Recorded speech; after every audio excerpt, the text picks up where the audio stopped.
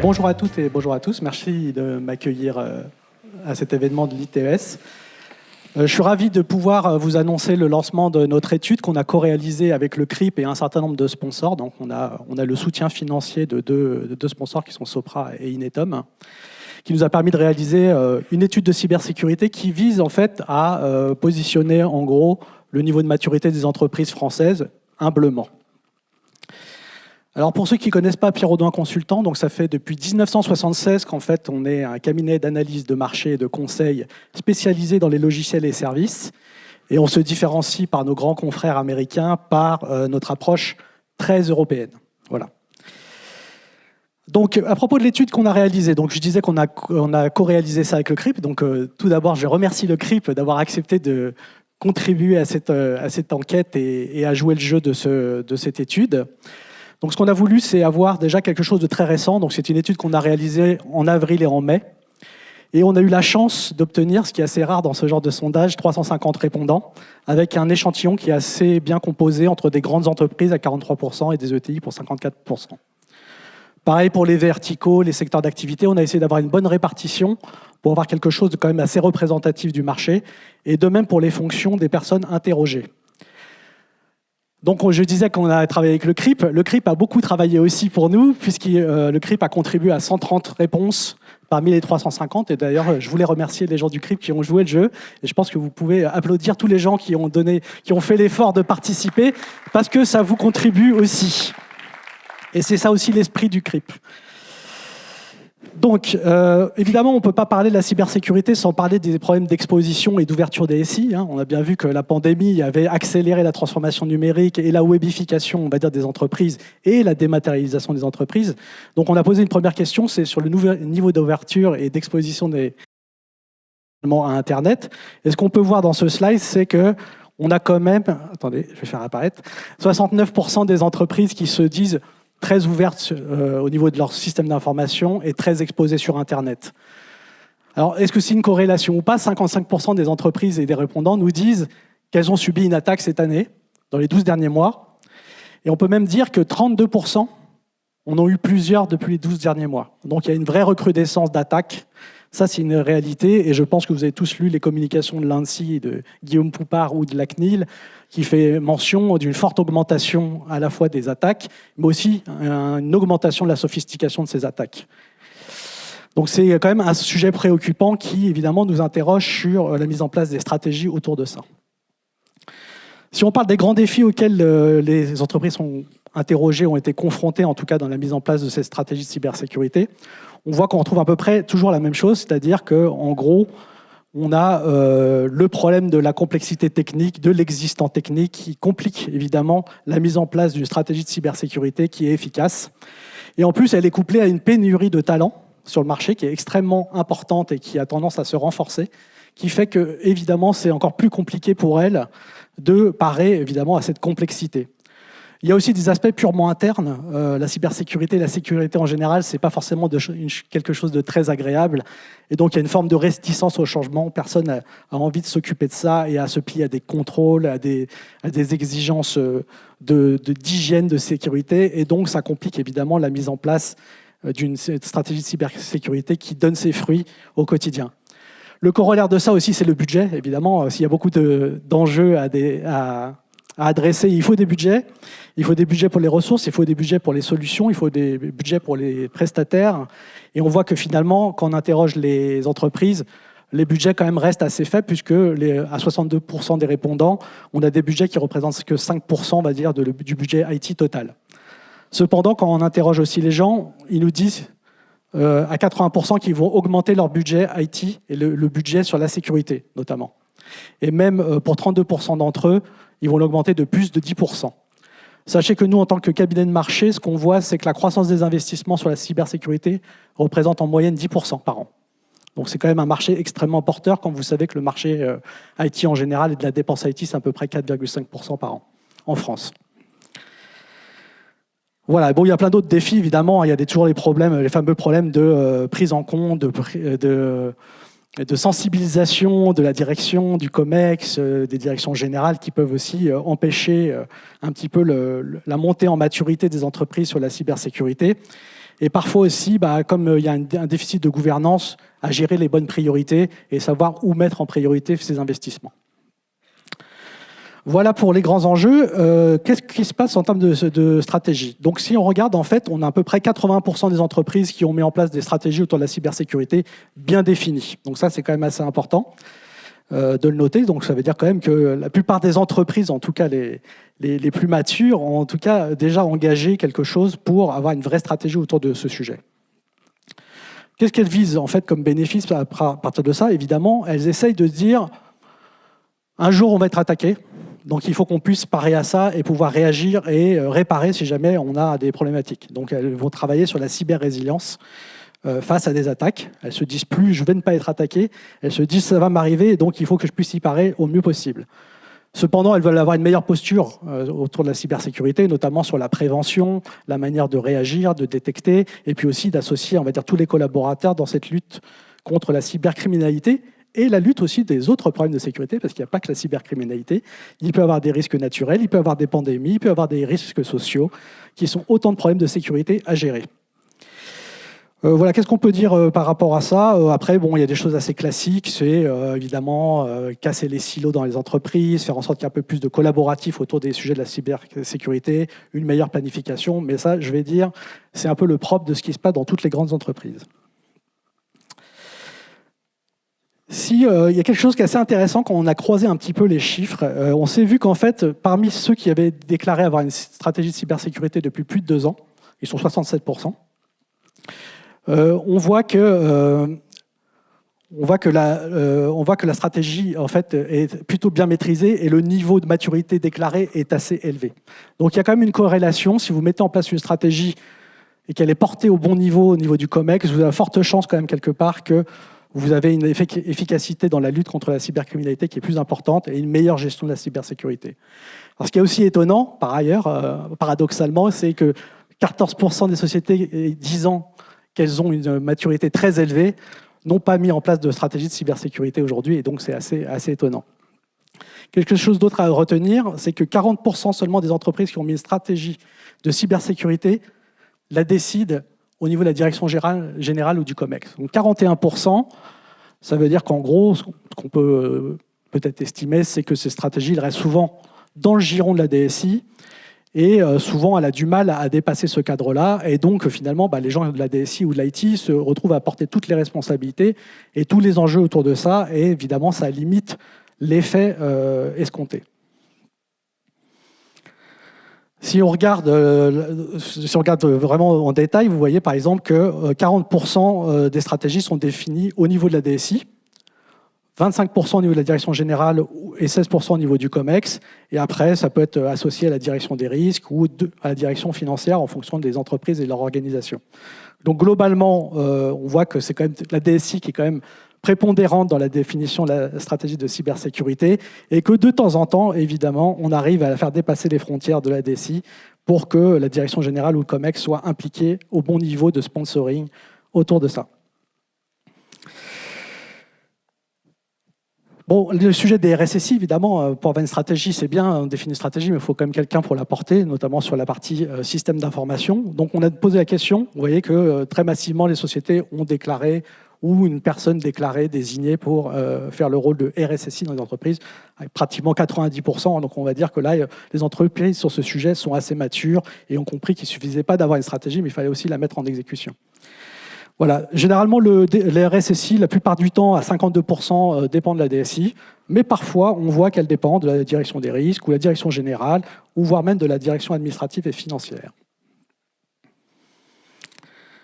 Bon, et on parlait de moyens, évidemment, une stratégie c'est bien, RSSI c'est bien, une gouvernance c'est bien, une prise en compte du COMEX c'est bien, mais il faut aussi des équipes techniques pour gérer tout ça.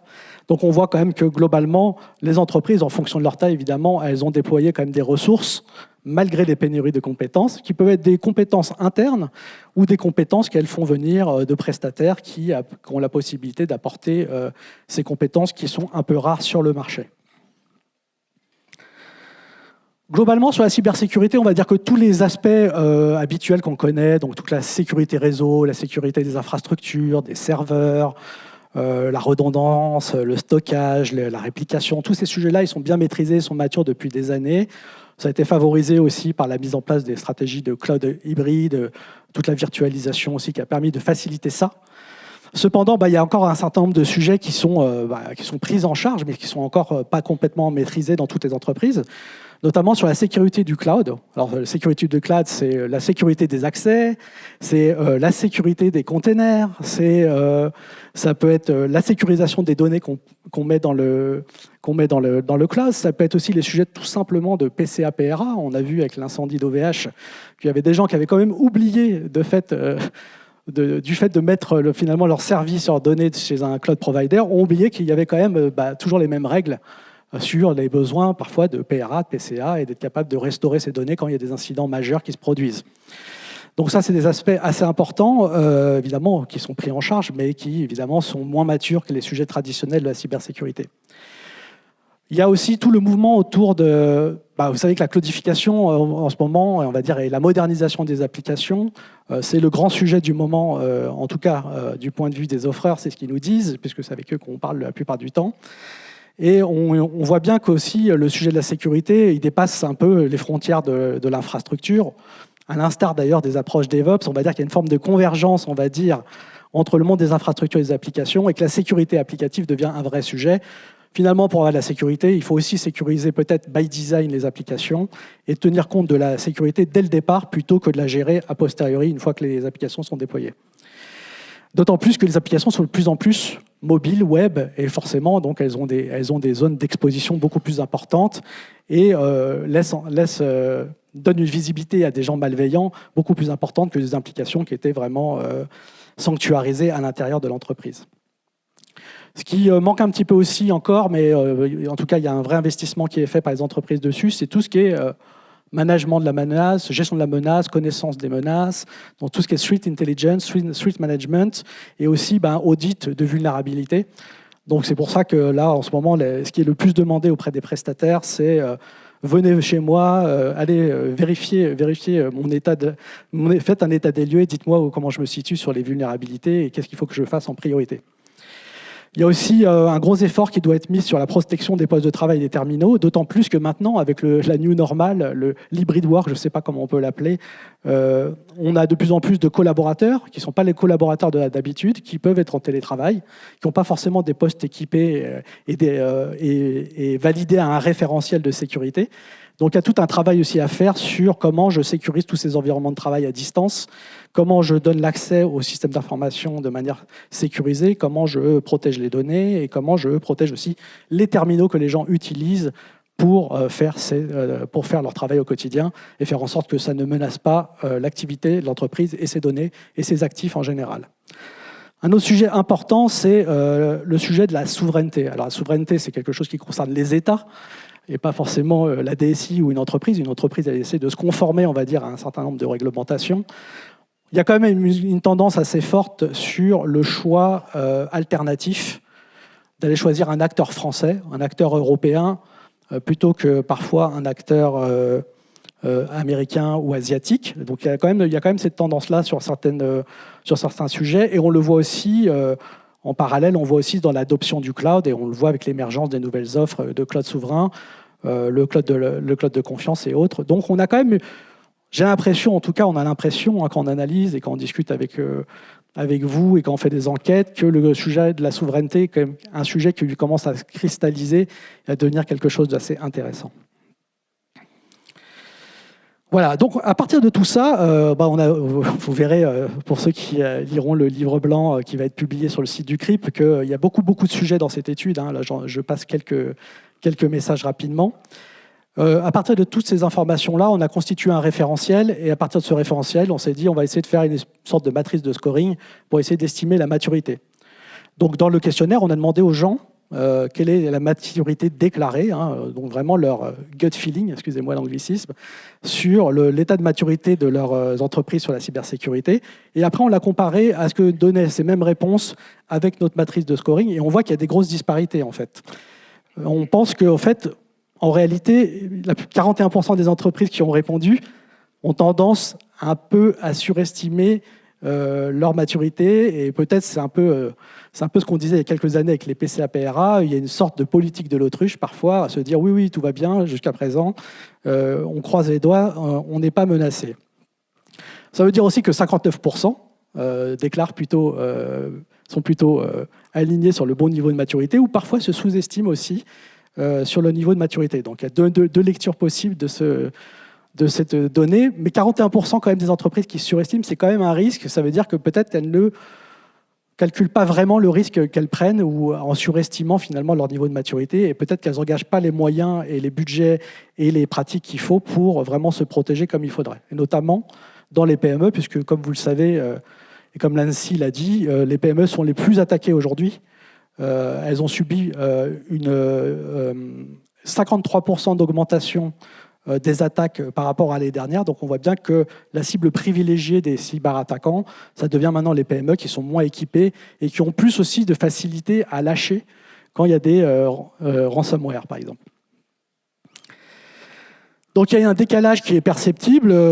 Et il est plus faible pour les grandes entreprises que pour les petites, c'est ce que je disais. Les grandes entreprises, généralement, savent plutôt bien quel est leur niveau de maturité, sont plutôt assez franches et plutôt assez organisées pour savoir ce qu'elles font et ce qu'elles ne font pas. C'est un peu moins vrai dans les PME, là où peut-être que les gens, peut-être par méconnaissance ou manque de moyens, surestiment peut-être leur position par rapport à cet enjeu-là. Et le CRIP se démarque.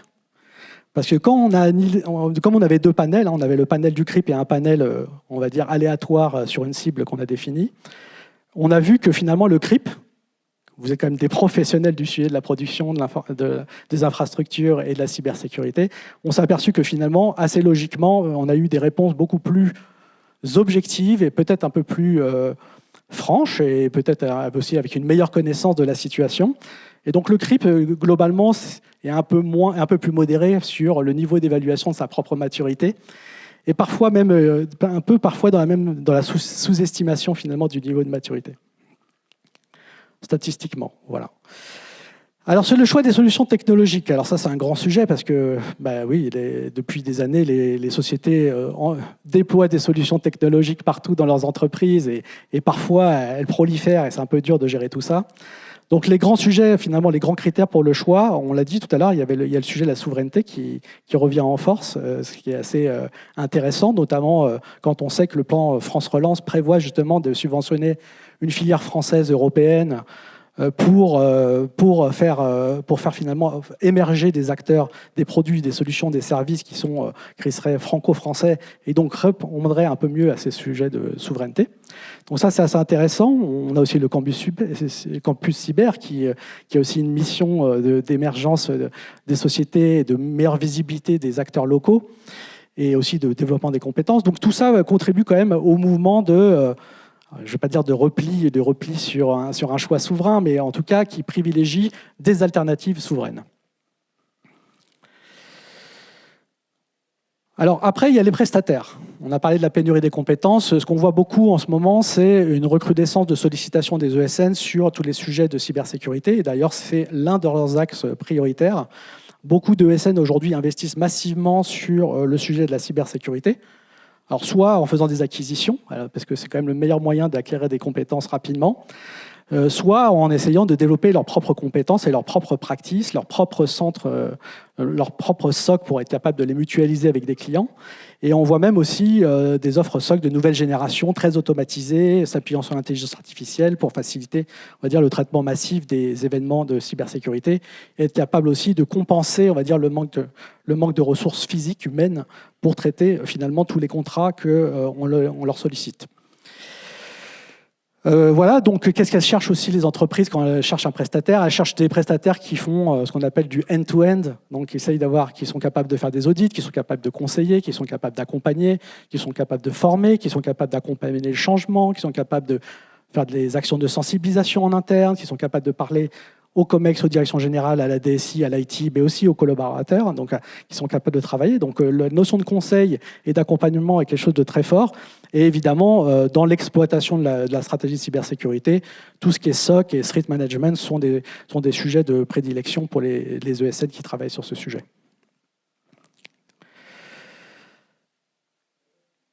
Bon, retenez quelques chiffres clés. Donc, 55% des entreprises quand même déclarent avoir été victimes, donc 30% plusieurs fois par an. 50% prévoient d'augmenter leur budget de plus de 10%, donc c'est quand même un bon signe quand même pour la prise en compte des enjeux stratégiques au-delà des aspects techniques. On a l'impression qu'il y a 40% des entreprises qui surestiment un peu leur niveau de maturité en cybersécurité, donc il faut faire attention peut-être de revenir à quelque chose d'un peu plus objectif et peut-être un peu plus honnête par rapport à soi et mieux appréhender finalement les risques qu'on subit. Bon, il reste des efforts à faire dans le cloud, et on sait que le cloud augmente très vite dans les entreprises, hein, avec des modèles relativement hybrides, certes, mais quand même, le cloud est quand même le vecteur, on va dire, d'accélération pour la transformation numérique, supporte, on va dire, toutes les nouvelles applications et toutes les approches de nouvelles applications. Donc c'est important quand même de prendre en compte finalement cette dimension du cloud hybride dans les stratégies de cybersécurité, un peu plus que ça ne l'était jusqu'à présent. Travailler un peu plus peut-être sur tout ce qui est gestion des menaces, threat intelligence, donc d'être un peu mieux informé et pouvoir justement anticiper plutôt que guérir les problèmes. Et puis peut-être travailler sur ce sujet de sensibilisation auprès des COMEX pour faire en sorte que le sujet finalement ne reste pas que dans le giron du RSSI ou de la DSI, mais qui remonte au bon niveau de sponsoring. Voilà, il me reste 4 minutes. Juste pour finir, donc là je vous ai présenté des chiffres assez rapidement. Alors je ne suis pas expert de la cybersécurité, alors excusez-moi si j'ai dit des petites bêtises par rapport à vous les experts. Vous pouvez retrouver toutes les informations et toutes les données, toutes les questions qui ont été posées, toutes les analyses qui ont été faites dans cette étude sur un white paper qu'on a développé et qui va être publié dès la semaine prochaine sur le site du CRIP. Donc, il sera téléchargeable et donc je vous invite vraiment à aller le lire parce que vous allez avoir beaucoup plus de choses en profondeur sur les solutions mises en œuvre, sur les bonnes pratiques mises en œuvre, sur les gains qui ont été obtenus en mettant en place certains produits, certaines pratiques et tout ça. Donc, c'est quand même assez instructif, ne serait-ce que pour nourrir votre propre réflexion. Et puis aussi, vous pouvez aller sur notre site, il y a déjà des choses qui sont publiées, notamment des infographies qui peuvent servir. Vous pouvez les réutiliser si vous voulez. Elles sont publiques, si vous voulez les communiquer en interne, ça peut être aussi intéressant d'avoir quelque chose qui permet de passer des messages. Et quand nous, on passe des messages, comme on est indépendant, parfois c'est mieux reçu que quand ça vient de l'interne. Voilà, si vous voulez aller plus loin aussi, vous pouvez les parler avec nos analystes. Donc vous aurez aussi la presse, j'imagine, Sylvie, on mettra la presse à disposition. Donc, les deux personnes qui ont travaillé sur cette étude sont Dina Capel et Kristina Miknevich. Donc, c'est elles qui portent le sujet cybersécurité chez nous. Donc, n'hésitez pas à les solliciter sur ce sujet-là, sur cette étude-là en particulier, mais sur d'autres sujets que vous pourriez avoir sur la cybersécurité. Et il me reste à vous dire merci de votre attention. Il reste 2 minutes 30 secondes. Voilà, c'est tout ce que j'avais à vous dire. C'était un peu dense, un peu rapide, je suis désolé, mais j'avais envie de partager ça avec vous en avant-première.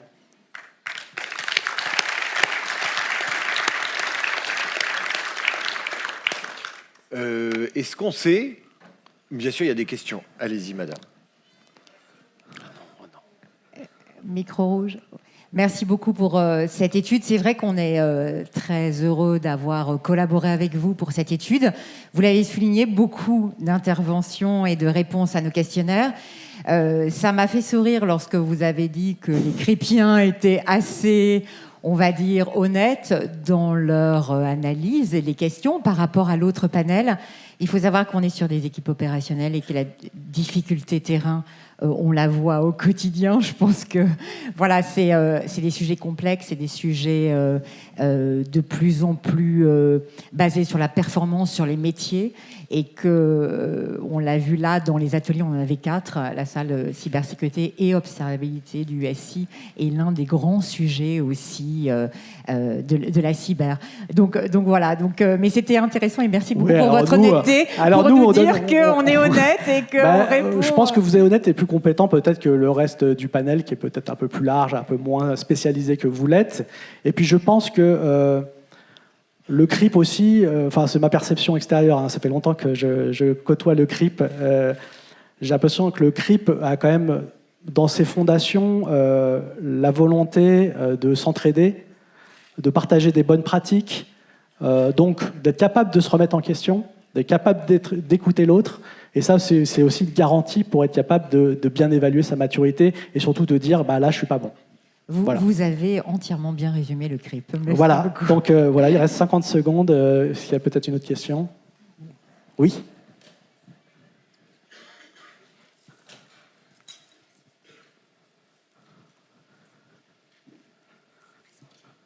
Donc Abdel Ben Abdallah, responsable des opérations chez Sistra, opérations informatiques.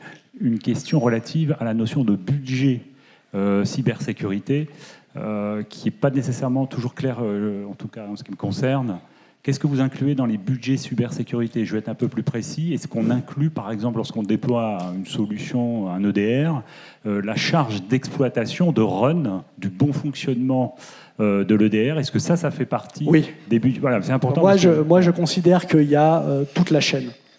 Il y a la chaîne d'analyse de solutions qu'il faut mettre, donc toute la partie conseil, architecture, design, tout le build, et puis après tout le run qu'on fait autour des solutions. Et dans ces budgets-là, il faut considérer les achats de solutions, l'amortissement de ces solutions, il faut parler de la maintenance de ces solutions, il faut parler des prestataires de services qui interviennent aussi là-dedans. Enfin, c'est tout ce qui permet finalement à la solution de porter. Et d'ailleurs, quand on fait des études de ROI, j'aime pas trop ce terme-là, il faut considérer en fait tout ce qui a contribué à la mise en place d'un service et de sa mise en exploitation. Et surtout, son cycle de vie, tant qu'il est utilisé, il a un coût. Et il faut le prendre en compte, évidemment, dans le budget. Voilà. Donc, nous, ce qu'on voit, c'est quand même le marché croît de 10%. Enfin, l'investissement sur la cyber, que ce soit logiciel et services, tout confondu, c'est 10% à peu près par an. Donc, c'est quand même un signe quand même de renforcement. Alors, évidemment, c'est très disparate en fonction des sociétés et des secteurs. Mais en tout cas, il y a quand même on sent qu'il y a un mouvement assez global de prise de conscience. Et donc, il y a l'argent qui quand même est un peu libéré, là où avant, c'était un peu le mal nécessaire de dépenser dans la sécurité. Voilà, je vous laisse parce que c'est fini pour moi. Merci Vincent. J'ai même pas le temps d'arriver. Il se sauve avant que j'arrive. Merci Vincent.